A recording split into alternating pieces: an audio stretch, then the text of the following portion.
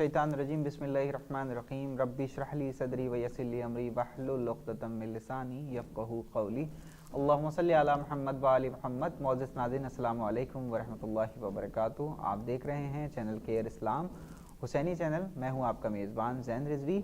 जैसा कि नाज़रीन आप मुसलसल समाअत फरमा रहे हैं प्रोग्राम फ़िक़ही मसाइल, जिसमें हम मैयत के अहकाम पर मुसलसल एपिसोड दर एपिसोड आपको दे रहे हैं, जिससे आप इस्तिफ़ादा कर रहे हैं। आज भी इसी एपिसोड में हम आगे के सवाल लेकर हाजिर हुए हैं, जिसमें हमारा साथ दे रहे हैं हुज्जतुल इस्लाम वल मुस्लिमीन आली जनाब मौलाना फैज़ अब्बास मशहदी साहब क़िबला। आइए आपका इस्तक़बाल करते हैं। आगा अस्सलामु अलैकुम। वालेकुम अस्सलाम व रहमतुल्लाहि व बरकातुहू। जैसे कि नाज़रीन मुसलसल आपको समाअत फरमा रहे हैं और हम पूरी टीम की तरफ से आपका इस्तक़बाल करते हैं और शुक्रगुज़ार हैं कि आप मुसलसल वक्त दे रहे हैं। हम चाहेंगे कि मोमिन से आप हम कलाम हो लें, उसके बाद फिर हम जो आज का सवाल है वो शुरू कर सकें। औज़ु बिल्लाहि मिनश्शैतानिर्रजीम बिस्मिल्लाहिर्रहमानिर्रहीम अल्हम्दुलिल्लाहि अहलिही वस्सलातु अला अहलिहा। मैयत के अहकाम हाजिर हैं आपकी खिदमत में। जैसा कि अगर पिछली नशिस्त में बात हो रही थी हमारी कि कफ़न कैसे दिया जाए, उसमें ग़ज़बी और जिस तरीक़े से कोई भी ऐसा काम ना हो कि जिसकी वजह से कफ़न को जायज़ देना जायज़ ना हो, तो वो आपने बयान कर दिया था कल की नशिस्त में। आज जो हम सवाल आपसे करना चाह रहे हैं वो ये है कि मसलन कफ़न किसी को दिया गया तो कुछ ऐसा खालिस रेशम का दे दिया गया या कोई ऐसा कपड़ा जो नजिस है, तो इस हालत में क्या फ़िक़ही मसाइल में क्या इसके अहकाम हैं? असन तो मैं पहले वजाहत कर दूं कि बहुत से लोग ये सोच रहे होंगे भला रेशम का कफ़न कौन देता है, नजिस कफ़न कौन देता है। तो ये यकीनन आम तौर पर तो नहीं होता, लेकिन जब हम नमाज की बहस में जाते हैं तो वहाँ पर भी इन दोनों चीज़ों का जिक्र होता है। और जब कफ़न की बहस पढ़ते हैं तो तौज़ीहुल मसाइल में हमें इसके मसाइल नज़र आते हैं, लिहाजा हमें ज़हन में रखने चाहिए। लिहाजा फरमाते हैं आयतुल्लाह अल-उज़्मा अस-सिस्तानी मसला नंबर 567 मैयत को नजिस चीज़ या खालिस रेशमी कपड़े का कफ़न देना और एहतियात वाजिब के बना पर सोने से काम किए हुए कपड़े का कफ़न देना भी जायज़ नहीं है, लेकिन मजबूरी की हालत में कोई हर्ज नहीं। इस मसले का आना ये बताता है कि बाज़ वक्त इन चीज़ों की रियायत शायद न होती हो। कई मरतबा ऐसा होता है कि इंसान कफ़न दे देता है और उसकी नजासत की तरफ गौर नहीं करता। कभी ये नजासत ख़ुद मुर्दे की होती है और कभी बाहर से नजासत होती है।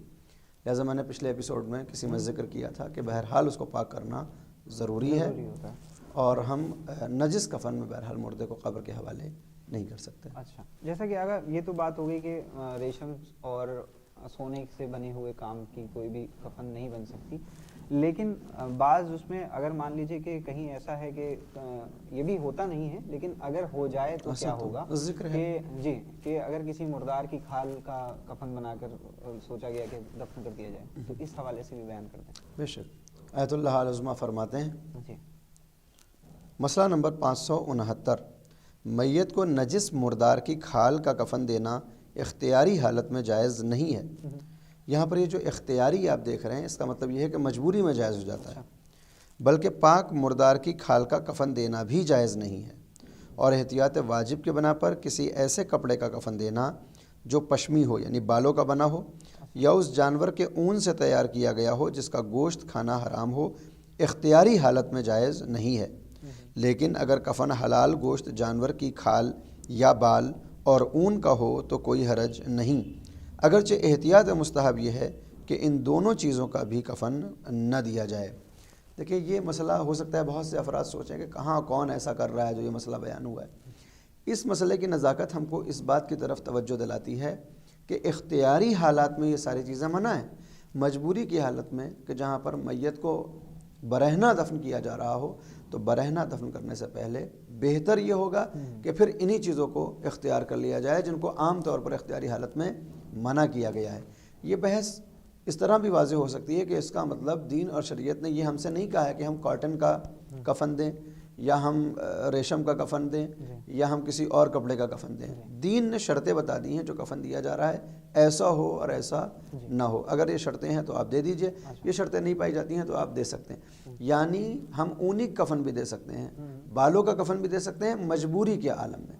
اگرچہ وہ حلال گوشت ہونا چاہیے۔ مسئلہ ابھی تک رکا ہوا ہے، آپ حضرات دیکھ سکتے ہیں، اس کو غور کر سکتے ہیں اور ملاحظہ فرما سکتے ہیں کہ ہمارے جو مراجع کرام ہوتے ہیں کتنے دقیق ہوتے ہیں کہ مسئلے میں وہ تمام چیزوں کو مد نظر رکھتے ہیں۔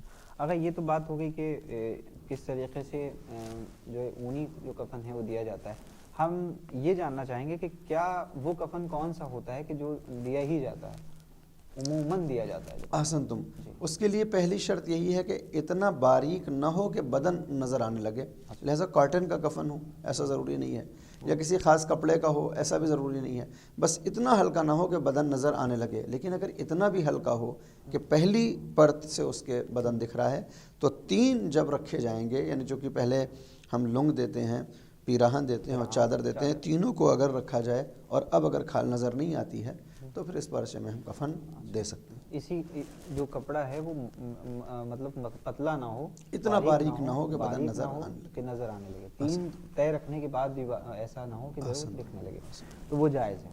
اچھا آقا، بہت بہت شکریہ آقا، کیونکہ وقت ہمارے پاس نہیں ہوتا ہے، بہت مختصر سوال لے کر حاضر ہوتے ہیں، اور شکر گزار ہیں ناظرین کی طرف سے اور پوری ٹیم کی طرف سے، اور کل کی نشست میں پھر حاضر ہوتے ہیں اس کے آگے کے سوال لے کر ہم سے انشاءاللہ۔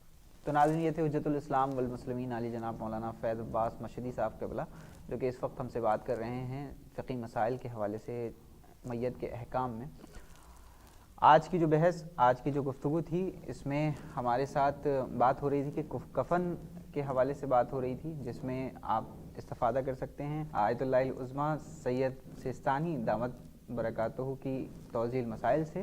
اس کی ایک مخصوص ویب سائٹ بھی ہے sistani.org، جس پر آپ جا کر اپنے مسائل دیکھ سکتے ہیں، اور اگر آپ اس چینل کو دیکھ رہے ہیں یوٹیوب پر تو ضرور اسے سبسکرائب کر دیں اور لوگوں تک اس میسج کو، اس سوالوں کو جو آگے کی طرف سے آپ کو جواب دیے گئے ہیں ان کو پہنچائیں، لوگوں کو اس سے آگاہ کریں۔